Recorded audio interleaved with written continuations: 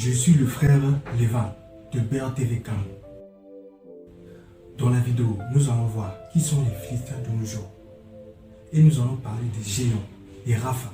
Je parle des géants après le déluge. Pour l'étude de la vidéo, on aura besoin des témoins d'histoire, linguistique et biblique. Avant de parler des géants, nous devons parler des Anak. Anak en hébreu veut dire l'enco. Est-ce que les Anak, ils ont su un l'enco? Les historiens disent que la nation cananéenne phénicienne a immigré au bord de la mer d'Érythrée. Nous avons le peuple Anak à Gambela. Regardez cette femme, elle a aussi un long cou.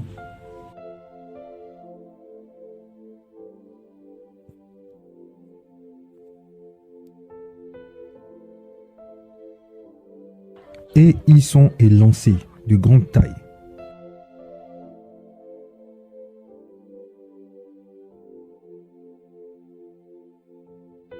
Donc, c'est une preuve qui justifie que les Anak existent.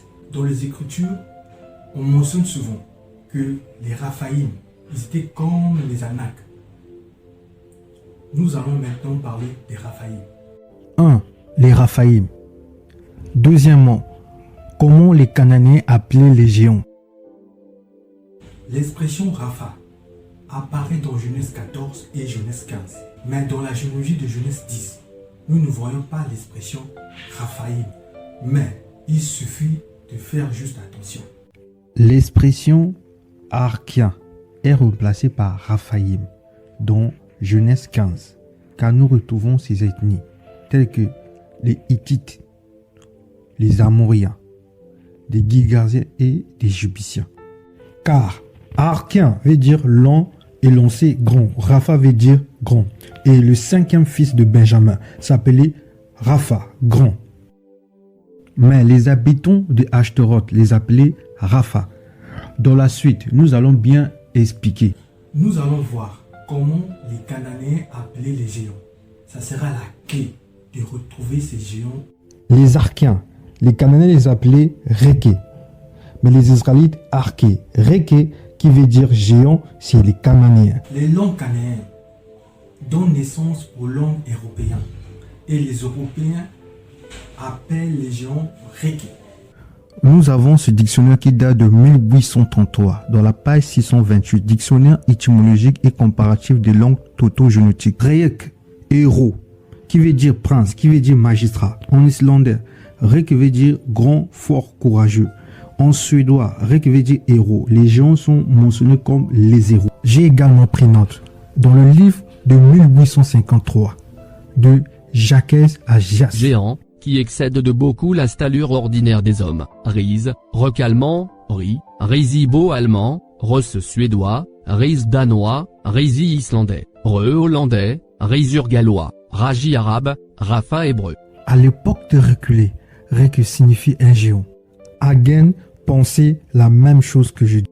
Livre Nibelungen. Hagen pense que, vers les temps fabuleux, Rek signifiait un géant, et que, dans les temps héroïques, ce mot exprimait la dignité d'un chef, d'un prince, d'un seigneur.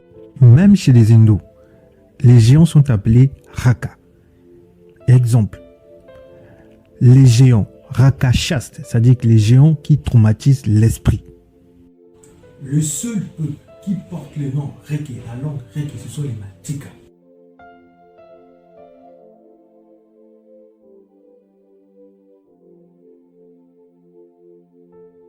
Regardez les Madika, Réké.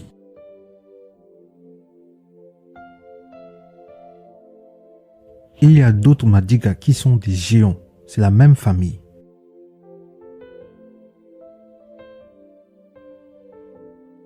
Guillaume Léjean les appelle les géants.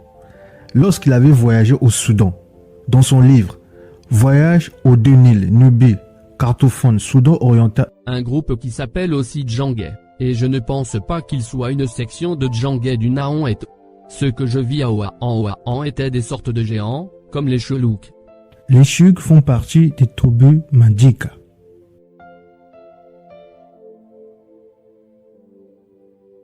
Est-ce que les Madika ou le peuple kamite, ils ont la compréhension qu'il y avait des anciens géants qui ont vécu dans la contrée, en Nubie. L'archéologue France va dire ce que les anciens Kamites disaient à cette époque.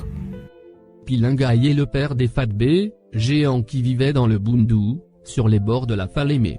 Ils étaient tout noirs. Ageta Jimba Diallo, le premier homme qui a vécu à Bafoulabé, était un géant, chasseur d'éléphants, ainsi que Sirima Conté, qui vivait en même temps que lui. Barkadian, Dian veut dire long en Bambara, est enterré dans une île du Sénégal en face de Kenyou, en amont de Kaï. Ce qui va confirmer que les Madika sont des géants est ceci. Les Madika utilisent le terme Djeng pour mentionner toutes les langues. Mais Djeng, eux, ils disent déjà nous les gens, nous les géants, nous les héros. Vous avez Djeng, vous avez Djen, vous voyez, c'est jeune. Vous avez Jagon, qui est Djeng, donc qui donne gigon. En langue romaine, c'est gigon. Donc, la prononciation des gitons, gigon, vous trouvez chez les Madika. Vraie prononciation des gitons, ça se trouve chez les Madika. Ils disent Djeng. Je vous donne un exemple. Cherchez le peuple le plus élancé du monde. Vous verrez jamais l'Afrique. Aucun peuple en Afrique est mentionné. Donc c'est la malhonnêteté intellectuelle des Occidentaux. Quand il s'agit de chercher le peuple biblique, ils négligent l'Afrique. Le continent où vous négligez, c'est là où est la vérité du Créateur. Donc, en conclusion, Arfa, qui a donné Rafa. Les anciens de cette époque, ils ont changé la lettre K à F. C'est la cause problème de nos jours. Arké, qui était devenu Arfa, qui est Rafa, car la lettre A est sourde, qui égale Raka, qui est Reke, qui est Arké, la source. C'est l'une des raisons, même en Inde, les gens sont appelés Raka, qui donne Reka. Mais les habitants de Ashtaroth, il se peut que ce soit des Cananéens, car Ashtaroth veut dire Astarté, et Astarté, c'est la divinité des Sidoniens. Une fois on a bâti les princes, les géants, dans Ashtaroth, ils sont appelés Rafa. Et au Soudan, ils ont le nom Arek.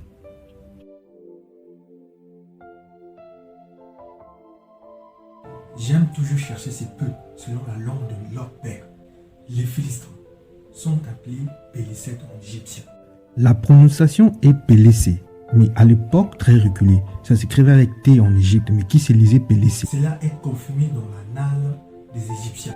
En 1753, Grand Journal du Caire, traduction de manuscrit écrite par préfet d'Égypte. Ça parle de l'origine des hiéroglyphes, dans la page 168. L'effort conjoint du Philistime et de Caphtorim, ce pays étant, de plaie sa progéniture le Philistime, appelé à après vieilli le pays des Philistimes ou des Philistins. Car comme Peul était le frère aîné des deux, et il avait donc probablement à l'époque la progéniture plus nombreuse. Le savant Etzing, il avait cette opinion. Itzig a été amené à énoncer une autre opinion. Il croit que les Philistins étaient originaires de l'Afrique. Suivant ce célèbre savant, c'est à l'ouest de l'Égypte qu'il faut placer les peuples issus de Mizraïm. Le seul peuple qui porte la langue Pélès, et il s'appelle Pélès. Étant donné, un peuple ne peut pas tout perdre, il y a toujours des traces. C'est les Kapélés, mais ils ont ajouté le K, mais c'est Pélès. Mais d'autres appellations, Kapwele. Ils sont au Libéria et en Guinée. Parmi eux, les Pélés appelés aussi Gerzi, descendants selon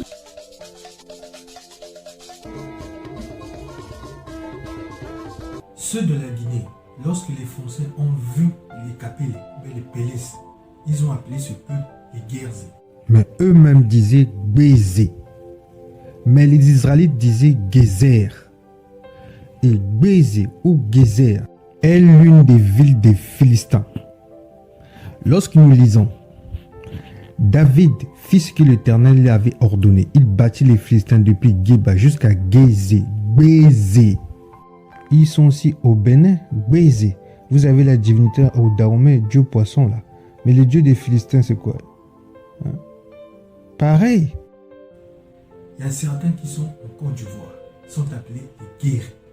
Ils sont au Libéria et en Côte d'Ivoire, c'est la même famille. Ils sont appelés les Guéris. Mais Guéri est l'une des villes des Philistins. qui est Guérard selon les Israélites, mais ils disaient Guéri. Souvenez-vous que les Philistins aimaient les Ivoires et d'autres ethnies sont liées aux Philistins, sont les Wobé, les Wé sont tous des Philistins. Un jour, un Ivoirien m'avait dit que les Guéris, c'est dit souvent juif. L'une des raisons que les Philistins là se disent juifs, les Guéris. Dans le site du ministère des Affaires étrangères d'Israël, les documents, les preuves archéologiques qu'on a découvert à écran. On a découvert tels que les ivoires, les couteaux avec les fers à base d'ivoire. Et à une information très capitale, on dit quoi? La culture philistine des habitants avait subi des influences judaïques et phéniciens. Donc ils ont subi des influences. Et les guerriers, c'est quoi? Ils disent ils sont crans. Normalement c'est écran. Les Hébreux disaient écran, mais ils disent crou, cran. Et cette célébrité américaine, elle est d'origine capelle, philistin. Parmi le peuple qu'on appelle Yoruba, ils sont souvent appelés ici les Juifs. Mais parmi les Yoruba, il y a des Philistins et des Jupiciens. Vous avez ce livre Porto Novo, Patrimoine et Développement. Le premier quartier que les Yoruba ont créé, c'est quoi? La ville de Porto Novo s'est créée sous le site d'Akron, une précoce implantation de Yoruba en provenance de l'actuel Nigeria. Ils ont créé quel quartier? C'est quoi? Akolon ou Akron. Akolon et Kron, ce sont les 5 villes des Philistins. C'est Akolon. Le CA se lit K. J'avais fait une vidéo sur ça. Vous avez Ekron qui est Akron. Akron est plutôt Yoruba et leur présence était au Moyen-Orient. Fulala Oligede. Elle est docteur de l'université de Stellenbosch. L'exode et la formation identitaire au vu des récits d'origine et de migration Yoruba. Adetubo, 1973 2.182, affirme que la croyance qui est le fait que les Yoruba accent aigu essaient migré vers leur pays d'origine depuis quelque part en le Moyen-Orient ou la Basse-Égypte. Les vestiges de cette culture méditerranéenne se retrouvent dans différents aspects de l'art Yoruba et culture comme l'utilisation du métier à tisser, de l'arc et des flèches, et des tambours avec une empreinte nord-africaine. L'hypothèse a été jugée intenable et une supposition, non seulement en archéologie mais aussi en matière historique. Dans la partie 3, nous allons voir qui sont les Jupiciens et on verra le quartier général des Égyptiens de nos jours.